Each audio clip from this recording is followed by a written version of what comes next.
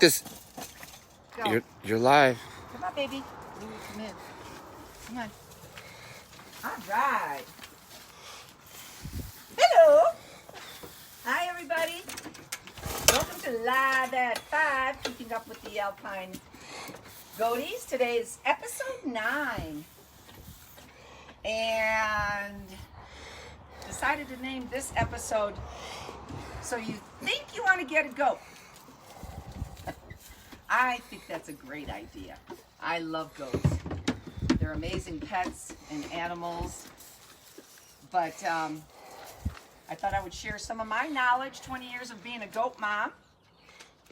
Oh, by the way, Diane and Louie here, Sherpa Louie. And I got my list, so hopefully these guys aren't going to eat it until I'm done. But I'm going to do some question and answers, and like one of the first things, you're going to have to decide what type of goat you want. Goats were the first domesticated animals in this country, even before dogs, so they make wonderful pets. But you have to, there's over 200 breeds of goats, so first you have to decide what kind of goat you want. Big goats like Sugar, she's a boar. She's fast growing, and see, she's big. She's like a 150-pound goat. Nubians are also big, and they have floppy ears. Then you have Nigerian dwarfs, which are Mula Muha Mantra and Lucy. They're supposedly the smallest breed of goat, but as you can see, they're not tiny. And then you have pygmies.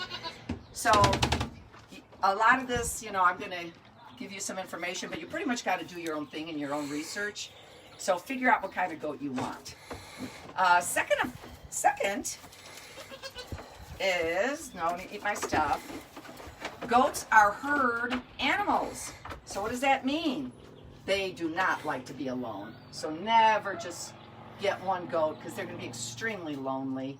I mean, you could get a pet duck. It's for goats only if you get them at the same time and you raise them as puppies, because actually dogs can be predators and really bother the goats if they're not around it. So if you're gonna get a goat, make sure you get 2 or 3 or 4 or 5 or 6 or 7, like me.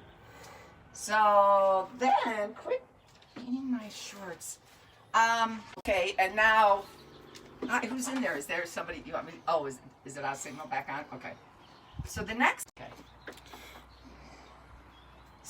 thing you have to decide if you want to decide whether you want to have a bottle baby,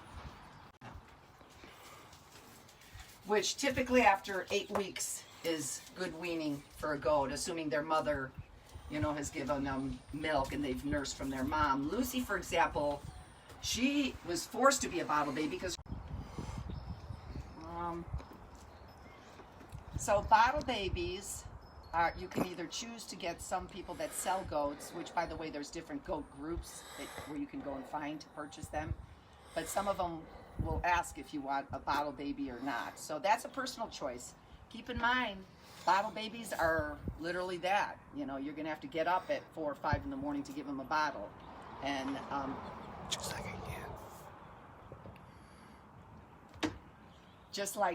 a baby.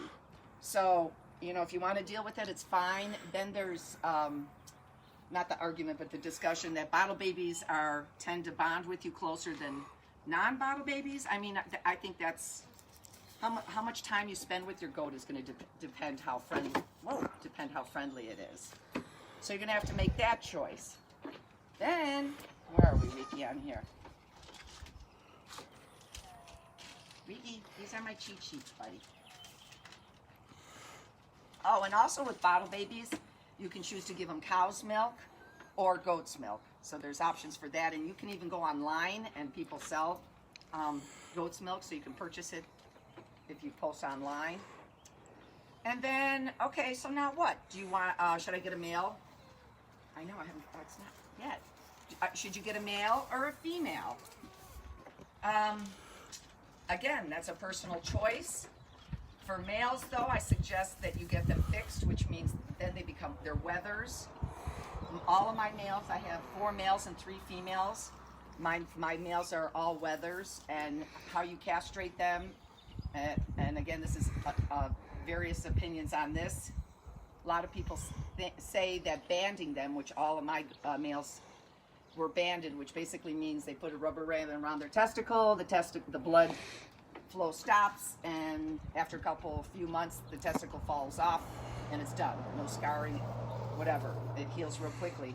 And it's also, of course, it's painful for them in the beginning, but once that blood flow stops, you know, it's really painless. Or you could have full-on surgery, and you know, that can cut them and remove their testicles. But I've heard they're more prone to infections that way because their doctor actually cuts them. So, you know, people, you know, do your research. Or you hopefully just once you decide. The only reason you would not want to have a wether is if you want to breed. If you're looking into breeding goats, and obviously you don't want to have fix your males. But keep in mind, they call them bucks. Do they call them bucks? No. What do they call? Yeah, billies. They call billies goats that are not fixed, and they are nasty. Their idea of attracting females or does is by pissing on their heads. So male goats can be very nasty if you don't get them fixed. So that's something to keep in mind. Unless you want to breed them, then obviously you do need to. Why do they piss on their heads? To attract the females. They think the females like that smell. I don't know.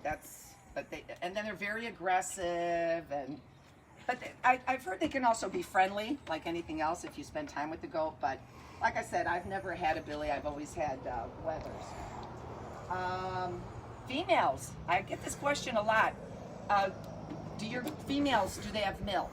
Well, female goats are like females in general. A female isn't going to produce milk unless she's pregnant or had a baby. So all my girls are capable of getting milk and having babies, but my boys are fixed, so that ain't gonna happen. Come on, Muha. I'm missing a buddy here. Okay, so males versus females, we covered that. So again, you just have to decide, you know, what you want. As far as their attitude or disposition, not really much difference. You know, they're all loving, the males and the females, so, you know, it's not much difference. Don't eat my hat. Enclosures. So the rule of thumb is supposedly you're supposed to have 500 square feet per 2 goats. So this, including the barn here, I've got probably about 1,500 square feet. So I'm a little short. You know, there's like 500 square feet here and 1,000 here. So I have 7 goats. So this is a pretty good enclosure. No, don't eat my nose. This is farm fencing. They call this farm fencing. I wouldn't recommend chain link. Because chain link, their hooves could get caught in it. There's a reason this works real well, is because it's designed for farm animals. It appears short, but another thing you want to invest in is if you're in an area where you're worried about predators. This is an electric fence. Solar. An electric solar fence, right. This particular brand is I don't even think it's so old right now, but so this wire that goes around the top. Test it.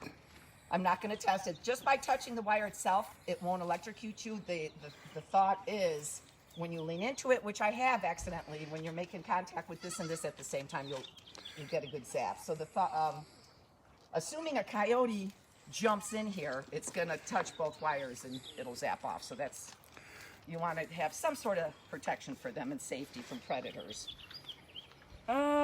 Dog houses, they definitely need shade. Make sure you have some shade for the animals. They hate the rain, so they have to have somewhere where you get them out of the rain. Sherpa Louie here, my love, he put this up, and it's wonderful. It keeps the rain out. They have shade. They love the spools, you know, to jump on. The dog houses, you can get these anywhere. You know, I don't even suggest you buy them brand new. They could be pricey. You can get them, you know, check on Facebook. People are always selling, offer up. But, you know, make sure they have something they can go into. Because when it's cold, they really like to. Hi, Sugar. Did you decide to join Live on 5? Yes, it's good to see you, Mama. I know she's in the barn because there's lots of flies. But, yeah, get some dog houses. It makes a good, cheap place for them to sleep and, you know, to get out of the weather that way also. Fly bags, this time of year, it's essential. My gosh, there's so many flies. These are really inexpensive. You can get them at any feed store. They're good for 30 days. You just put water in here and it attracts the flies from the top, and you can see it already caught some.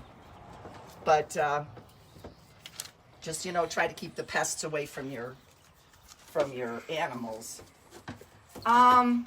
Straw. I don't know if any of you guys ever wonder, if you ever wonder why there's just straw in the pen. It's a couple of reasons. They like to eat it, but they also urinate in it. This spot, you'll notice, of course, there's a lot of marbles from them pooping, but they don't really pee all over the place. Generally, they just like to urinate on the straw. Right, Lucy? And these are just some of the basic questions I thought people might ask if they were considering getting a goat. If you live in the city, you want to make sure you can have a goat. One of my friends, probably see her in the distance, Dee, Miracle's mom, she lives in the city and she can have goats, but I guess specifically Nigerian, these small little guys. So, you know, you want to make sure you do your homework, because I don't know about you guys, but my goats are my forever pets. I mean, I've had Newman for going on 14 years. So, you know, and the initial investment, they're not that expensive. Males are generally, you can get a male wether for like $75. Females are a little more expensive. They're about $150 or more. And yeah, get some dog bowls. I have 7 different feed bowls, because when it comes to dinner time, you've seen my other videos, they go from bowl to bowl to bowl, so kind of keeps them moving around. But hopefully, if you had any other questions, you've been writing them down as Louie's recording. Lucy, take it easy. She's got an itch. She's got an itch she can't reach. Where is it, Mama?